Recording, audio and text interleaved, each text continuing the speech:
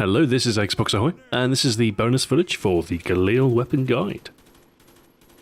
I know this particular video might have come as a bit of a surprise for some, but, well, there you are. I figured I'd test the waters to see if I could maybe, finish the series. Although don't hold me to that, because there's a lot of work left yet. Mr. Biker TomTom says, better late than never, right? Well, to be fair, this is the second Galil guide that I've actually made. The first one was a little more expedient. But since April-May last year, when I got whisked away to work with Activision, well, let's just say I didn't really have the time to continue the series. So it was really only January of this year when I emerged from that workload. And by then, of course, MW3 was the focus. Codename Comrade says, does this mean that you are planning on finishing this series?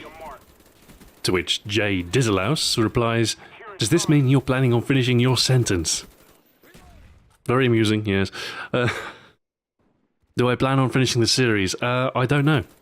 I don't know. From what I can tell, reception has been good. So as long as there's interest in the series, then yeah, I might try and inch along and progress towards maybe thinking about getting closer to finishing it. By my count, I think there are 18 videos that remain now. Now that's quite a lot, considering each one probably has a payload of work of about 20 hours apiece. That's a good solid, what, 10 weeks of continuous work? Now, I'm not going to drop the MW3 stuff. Obviously, Time to Kill's not going anywhere just yet, and the Weapons of Modern Warfare will continue as well. So I've got to fit in any sort of Black Ops stuff around that. And with my current 2-week schedule, I might be able to do one every fortnight. But 18 videos at one a fortnight, that's a long time. So maybe it'll be a case of just doing the primary weapons. Maybe I'll step up a gear towards the end, in the ramp up to Black Ops 2. And powerhouse through the last few videos at the end there. I don't know, at this time I'm going to play it by ear. We'll see how things progress. My immediate plan is probably going to focus on clearing the assault rifles and the SMGs, because there's a lot more of those left, and they generally are the most requested weapons. So next up I'll probably do the next SMG, which will be the Uzi, another Israeli weapon. CR Longboarder asks, who else watches the video before commenting? Huh, that's nothing. I watch the video before it's uploaded. Beat that. Uh-oh, conspiracy theories ahoy. Zach Gaming says, kind of suspicious he would upload this now. This definitely has something to do with Black Ops 2.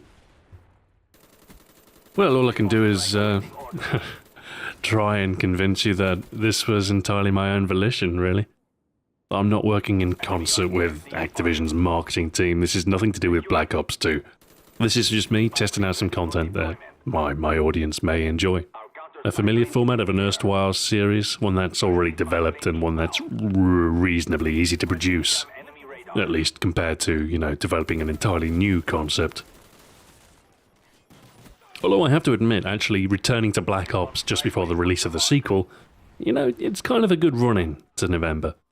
It's nice to return to Black Ops a bit. I was maybe a little bit sick of Black Ops when I actually did the Elite work for it. I played a lot in a relatively short space of time, which is enough to burn you out, But now that enough time's passed and MW3's on the wane as far as interest is concerned, yeah, it's nice to go back to Black Ops. The game's still very active, there aren't really any hacked lobbies or anything. In fact, I don't think there are any. I think the security's pretty locked down tight. Good job with Treyarch there. They've done a good job of supporting their game. Alright, Fish Tifa says, oh, I was a little disappointed with that pun. I guess you've set the standards too high. Sticky out tongue face. It wasn't a bad one. To be fair though, the Galil doesn't really have any good pun writing surface. I mean, what is it? It's an Israeli rifle. It's called the Galil, named for its inventor. Galil, it's not really a word. So we can't really do a pun off the name. What about its key attributes? Well, it's got decent capacity. We could play off that. Maybe, you know, we could use the word capacity in two senses. The first sense being its ability to do something, and the second sense in the more literal capacity, as in the amount of something which it contains. Yes, we've got the magazine capacity, and also we've got the capacity to defend, which is one of its strongest traits. It's a very good sort of defensive assault rifle, I'd say. I mean, it's pretty good on the offense as well. We'll stick a suppressor on it and flank, and you can do a lot of damage. But if you're in an emplaced position and you've got 50 bullets at your disposal and you've got the higher damage of the Galil, it's a good defensive weapon. So, yeah, you know, let's go with that. Tied into Israel and, you know, you've got a pun right there. That's pretty much the process. That's how these things come about. You know, for some guns, writing a pun is pretty hard, but for others, it's pretty easy.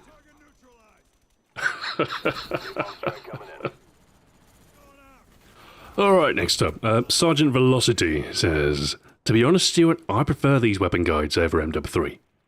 I just don't know what it is. I guess the nostalgia. I still remember watching the MP5K, M16 and Olympia weapon guides in that order over and over again when they came out back in 2010. I just couldn't get enough. I would still love to know the history behind the guns from Black Ops. From you though, not Wikipedia. I don't care if you only did these, and they take a week and a half or 2 weeks to produce. I just love watching these. Smiley face." Well, you know, I think the whole sort of YouTube scene, as far as COD's concerned, we're all too eager to abandon the old COD and embrace the new one. So, I mean, it's easy to forget that much of my channel growth was based around these weapon guides. I think if we're talking collectively of the 183,000 people that subscribe to me, the lion's share of those people subscribed for the Black Ops guides. So, yeah, I guess I shouldn't be surprised that the format is so popular, because it is what grew my channel. So in November, when I was all set to do MW3, I don't know. I think with the transition to a new COD, you are going to lose a portion of your audience, because not everybody's going to transition along with you. Not everybody's as eager as the YouTube commentary scene. I imagine some of the audience I picked up with the MW3 stuff will probably move on and, you know, drop off by the time Black Ops 2 comes around. It's just the way these things work, I guess. But my current thoughts as far as, you know, if I were to do a weapon guide for Black Ops 2, let's go hypothetical here, because everything's kind of in the air. I don't know precisely what is going to happen, and I'm not promising a damn thing, but were I to do a Black Ops 2 weapon guide for YouTube, this is probably how I'd approach it. Of course, I'm going to lean heavily on the stuff that I learned during the Black Ops weapon guides. Probably going to stick to a similar format. You know, about 10 minutes long, comprehensive coverage of all the attachments. Go for a perk recommendation, probably end on a solid pun. And have a couple of minutes lead into the history, because the history helps. It helps set up some of the puns, because, you know, sometimes you need to sort of establish some real-life characteristics of the weapon to play off.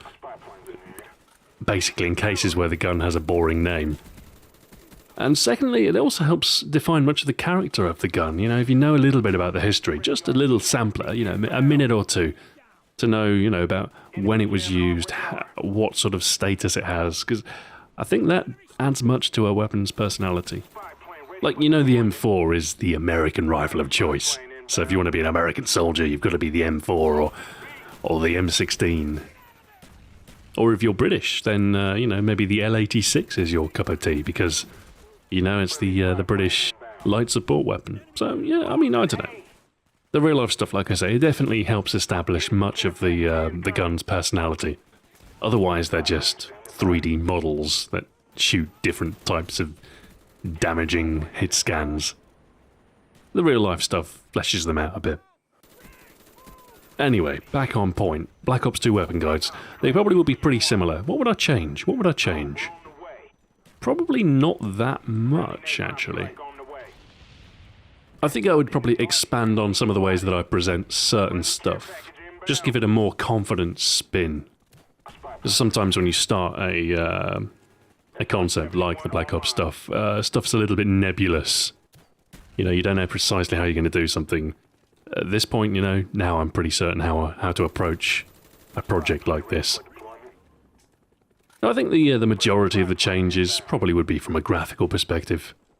Probably a chance to try out some new effects and just sort of build a new visual style. As, I mean, I like the green and amber glow of the gridded background of Black Ops, but something maybe a little bit more, I don't know, something fresher anyway. Ideally something that fits the actual game. And I know what you're thinking. You're thinking, Stu, what about Weapon Guard Express? You said in the past how you thought Weapon Guard Express was brilliant. So would you not be doing Weapon Guard Express then? Ah, yes, sir. Well, I have thought about this, and I thought, well, if you're going to go for the big videos, the long ones, the 10, 12-minute ones, and you're recording all this footage in a given week, surely you could, you know, maybe use some of that footage to make an express guide on top of the normal length guide. So, you know, have a condensed script and an extended script. Just read them both at the same time, and heck, you could even edit them in the same project, you know? And then that way you've got 2 videos, one express for a quick reference, and one meatier, more in-depth guide. Both side by side, parallel, and, you know, double the ad revenue. And do you know what? I think that is an idea that would work very, very well. So that is, from the YouTube perspective, definitely a very strong contender for my options come November. So yeah, fret not, any future weapon guides that I do for YouTube probably won't stray too far from the Black Ops formula. It's pretty well rehearsed, well established. The MW2 ones weren't too bad either. They were a little briefer in places. But yeah, I think people like when you go over every single attachment. I don't know why, nobody really needs to know about the ACOG scope on the Galil. It's terrible, don't use it. Well, it's not super terrible, I mean, I got a few kills with it, but I would have rather had iron sights, to be perfectly honest. And, you know, the underslung attachments, you know what they do. I don't know. I'm thinking maybe I should cut down on that amount of repetition. Or at least just keep it fairly terse. Don't go into too much detail on that front.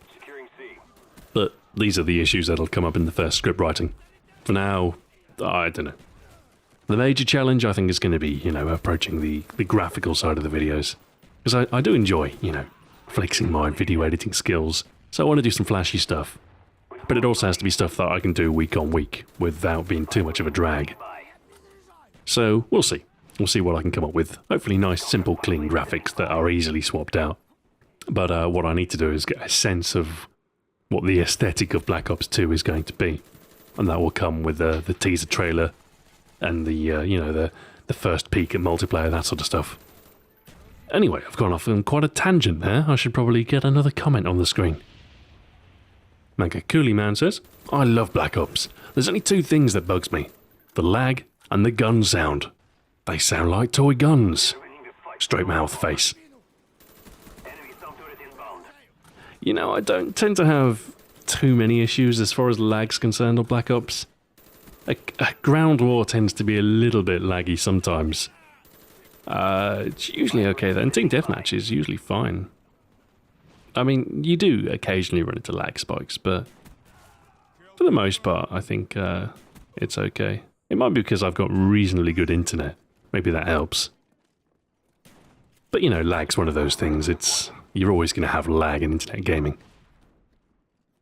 For the other point about the gun sounds, I think this one's interesting. I think one thing Treyarch do is they're actually quite committed to realism as far as the gun sounds are concerned. I know what you're thinking. You're saying, realism? They sound like toy guns. Well, guns are difficult to capture from an acoustic perspective because they're just very loud. So if you try and record real gun sounds and get them authentic, it's difficult to get the feel of a real weapon without straying too far from the sound of a real weapon. Because you'd expect a gunshot to be loud, but with sound in a video game, you're limited by the hard constraint of the actual output of your system. Most people's speakers don't go loud enough to simulate a gunshot. So I think what Treyarch don't do is they don't Hollywood up the sounds. This is one thing that Infinity Ward do. They add a bit more punch. They sort of foley it up and, you know, they'll dub in some bass and make everything a bit more Hollywood. That's definitely been their approach, I think, with Modern Warfare. They've got, you know, famous movie guns like the 1887 from Terminator. They've got money that flies out when you get a payback kill.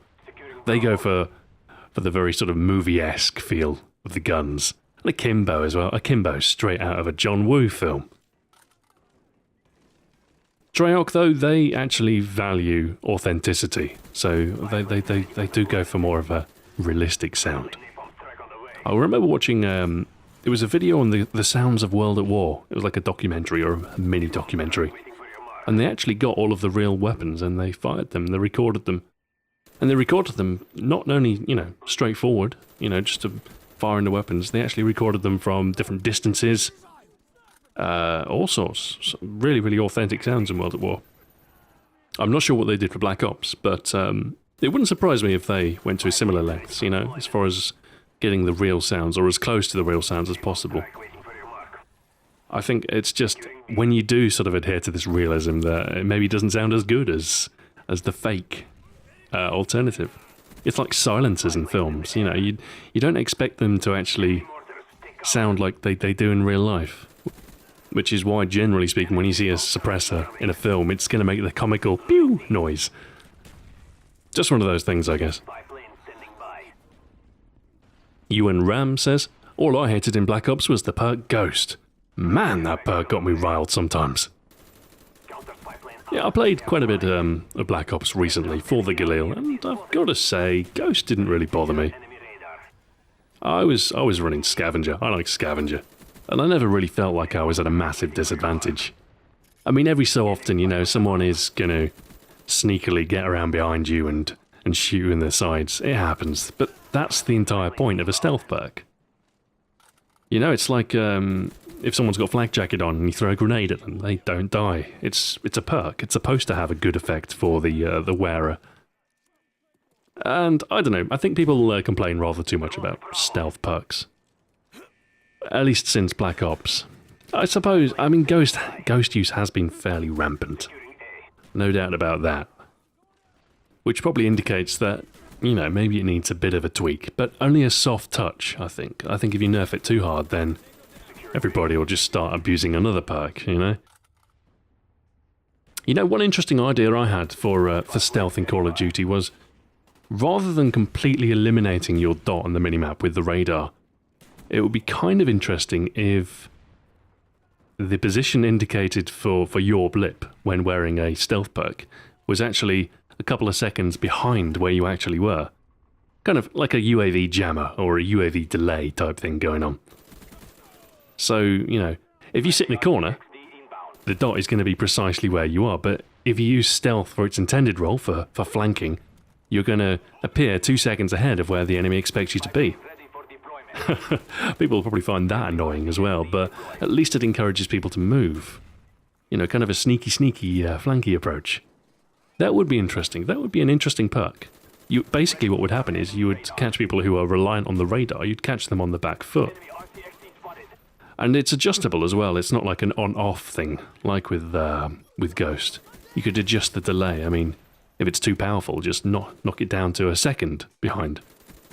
Or even, you know, even half a second. A really sort of slight effect. So you think someone's, you know, at one place when they're actually at another. The UAV's on a delay anyway. I mean, there's sweep only every couple of seconds. So, I don't know. If you appeared one sweep behind, you could really catch people by surprise. But, again, you couldn't abuse the stealth side and just sit in one place. So that's how I'd balance it, or at least, you know, I'd experiment along that sort of avenue. Actually, interesting, I think MW3 kind of did something positive by splitting Assassin and Blind Eye. Although, they made Assassin all far too powerful, and Blind Eye not that powerful. I think what they should have done is maybe taken away the counter UAV and EMP resistance from Assassin, and put that on Blind Eye instead. Alright, Failed Cow says, Black Ops is greater than MW3. I see this sort of comment a lot. It seems people are very, very divided on which is the better game. Black Ops has a whole bunch of people who are, well, who like the game over MW3. And yet MW3 also has its supporters, you know? Generally, you'll see a lot of replies to comments like this one. And quite often they're buried as spam. Because it's quite a controversial opinion, I suppose, but the thing is, everybody has their favourites. Some people prefer Black Ops, some people, you know, like that style. Other people prefer MW3. Personally, I don't know. I don't know, actually. They're different games. If we're talking free-for-all, then I'd sooner take MW3. I like the superior close-range damage. I think one of the areas for me where Black Ops fell down was the close-range balance. Mid-range to long-range balance was actually really, really good. I mean, you can say that, oh, the FAMAS is all-powerful, but it was just the case that the FAMAS was a powerhouse up close. At a distance, there were more stable alternatives, like the Commando, for instance. I'd sooner have a Commando for a long-range firefight than a FAMAS. You're doing a little bit more damage, and it's got lower recoil. So if you burst fire the Commando, you can take on snipers, whereas the FAMAS, you've got to be really careful with your trigger, you know? No, for me, it was the close-range balance that was off. The SMGs were critically underpowered at a close range. The majority of them needed 4 bullets to kill, and some of them only had a 20-round mag. So you've got to hit with a quarter of your magazine. Which, oh yeah, sounds easy, but when you think about, you know, an SMG's strength, which is firing from the hip, they needed a bit more damage, basically, up close. If the game had stopping power, then, you know, a 3-hit kill at close range for the fast-firing SMGs, that would have been okay. But unfortunately it didn't, and 4 bullets is just, for an SMG, just feels like too many, especially when the FAMAS kills in 3. And with the aim time of the FAMAS being 250 milliseconds, with sleight of hand it was 125 milliseconds. I mean, you could snap onto a target and then they'd be dead in 3 shots. And, you know, meanwhile, the poor person with a submachine gun aims in 200 milliseconds and has to, you know, 4 shots to kill. So, yeah, for me, the close-range balance was off. I think what they need to do is they need to change the way damage works in Call of Duty. 2 damage figures maybe isn't enough. You need to have maybe non-linear damage. To be perfectly honest, I think if you're within knife range, guns should be a 1-shot kill. You know, if I can just panic knife and get a 1-hit kill, why can't I shoot somebody in the head and get a 1-shot kill? You know, so I think if you're... guns should kill really quick if you're within touching distance. Like the Scorpion in COD 4 and Black Ops, actually. So I don't know, maybe 3 or more damage figures would be nice. But I actually have faith in Treyarch, and I'm sure we shall see some interesting changes in Black Ops 2. Alright, Dookie Dude 123 says, "What? Xbox Ahoy prestiged? No way!" Yes way. I prestiged for the prestige token in MW3. I thought, oh, okay, free extra custom class, I'll take that. I'll never play Black Ops again in all likelihood. Oh god, why? Oh, I had Marathon Pro unlocked, I had TacMask Pro unlocked, I had everything. And yeah, that was a pain. I don't know if I can be bothered unlocking some of the pro perks again, so I might just leave those. I don't care. I'm not playing Capture the Flag. But hey, at least I got that custom class, so there is that. Alright, Ziggy94 makes the incisive observation that this isn't MW3, to which Joel0712 retorts, "You don't say, surprised face." Indeed, no, the Galil weapon guide I posted was assuredly not MW3. Although in all likelihood I will continue to post an MW3 video. Once a week, without fail. I'm not going to abandon MW3 like I said. I might just do the occasional Black Ops video. Alright, next up. Oh, yes, the whole Israel thing. I tell you, the comment section got political fast. Relaxed says, You do know that you used an old Israel map photo. That kind of turn 3 sign on the right are the mountains of the Golan. That we've took them over after a war a long time ago, surprised face. Or clearly I'm just, you know, sticking to the Black Ops time period. Looking at the source map that I took this from, which I didn't give too much thought to, incidentally, because, you know, it's just a country's borders. Shouldn't be that much of a big deal, right? Let's see, the Golan Heights. They're green. What does that mean? Claimed by Syria. Administered by Israel. Oh, I see. It's disputed territory, is it? Okay. So I'm damned if I do and damned if I don't. If I put it as part of Israel, then all the Syrians complain. If I don't include it, then all the Israelis complain. You know, you just can't win. Same with the West Bank and the Gaza Strip. I'm not getting into that.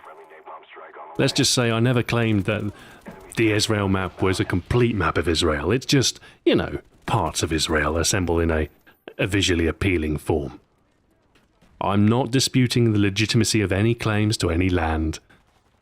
Apologies if I offend anyone. I need to put a disclaimer. Oh, I've got the Uzi to do as well, haven't I? Oh, it's going to be the same again in the comments. Why can't you be like France? France is simple. France has always been the same shape. I remember when, on the British weapons I did, there was a couple of complaints because I removed Northern Ireland.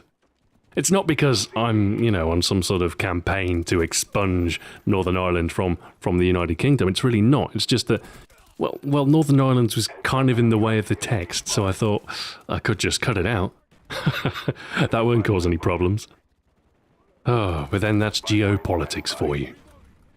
Oh, let's see. Hopefully the next comment's more pleasant. All right. Night Vision 360 says, and I'm lacking a little context here, but never mind. He won't because his decent content goes to COD Elite. Sorry, but he's sold out.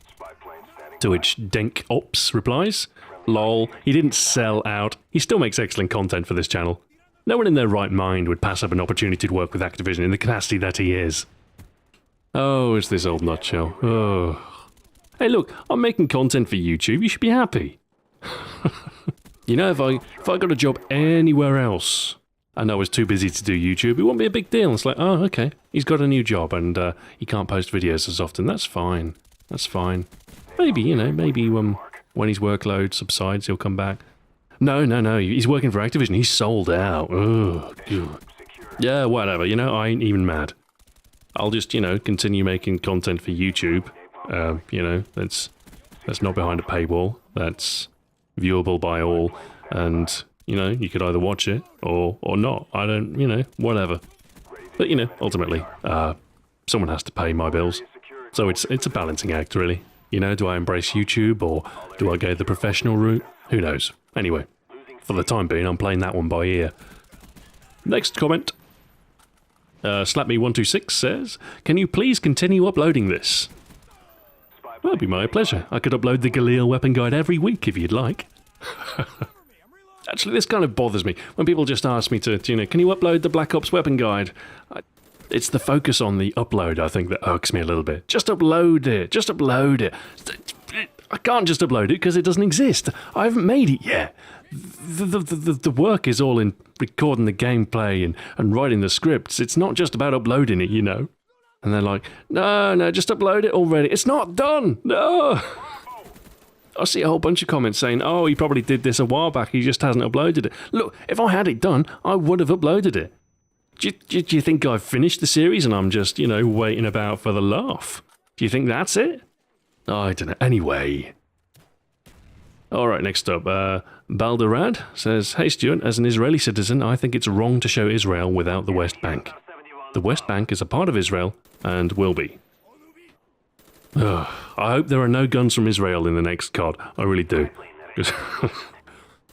Look, again, like I said, you know, if I do one thing, all right, the Israelis aren't happy. If I do another thing, the Palestinians aren't happy. I'm not taking sides. I'm deferring to Wikipedia here.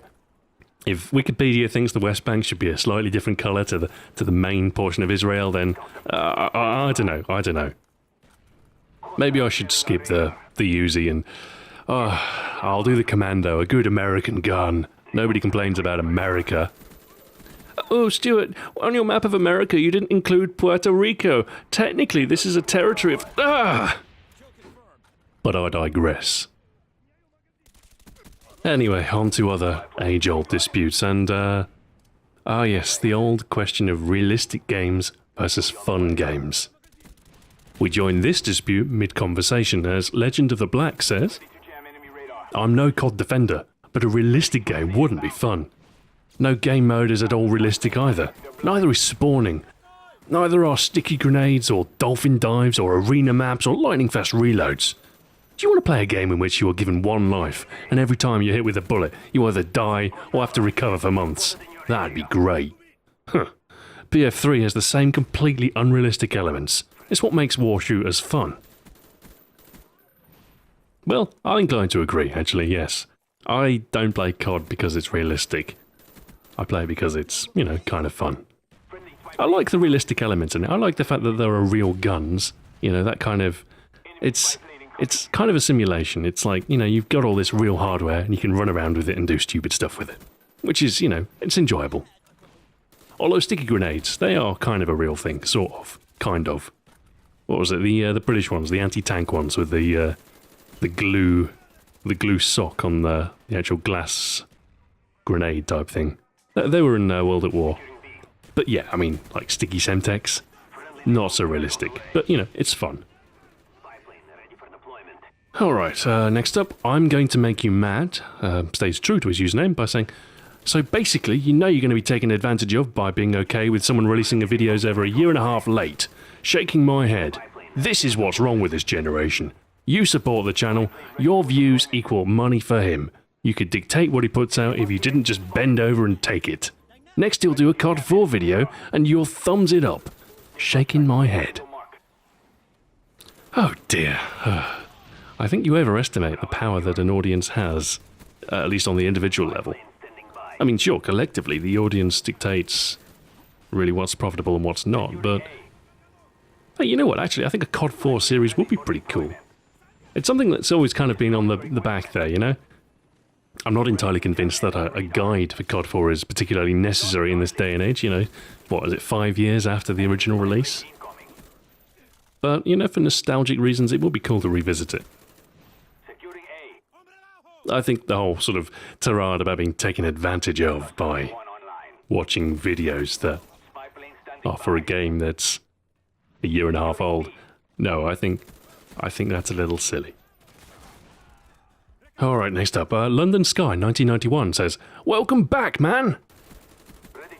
I don't get it. I post a video a week for like 6 weeks in a row, and on every single one, welcome back! Welcome back! Welcome back! Good to have you back, man!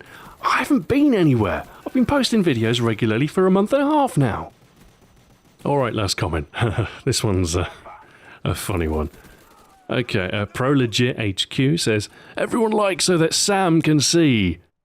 Yeah, I know, we'll get to that, alright. Tell him not to renew his contract with Infinity Ward or create one with Treyarch. These are the videos we like to see, not behind the lines, etc. What's wrong with behind the lines? He's doing a great job with Time to Kill, so keep that up, but make Black Ops 2 weapon guides. We enjoy them so much, and they are so helpful. Sam, thank you for all the work you've done. The community appreciate... It just cuts out. Well, first of all, right, you got my name wrong. Second of all, right, the contract would be with Activision, not Treyarch. And third of all, behind the lines. What's wrong with behind the lines? Anyway, no matter. That was a lot of footage, actually. This is a long video. If you made it this far, I'm impressed. Well done. All right. Thank you for watching. And until next time, farewell.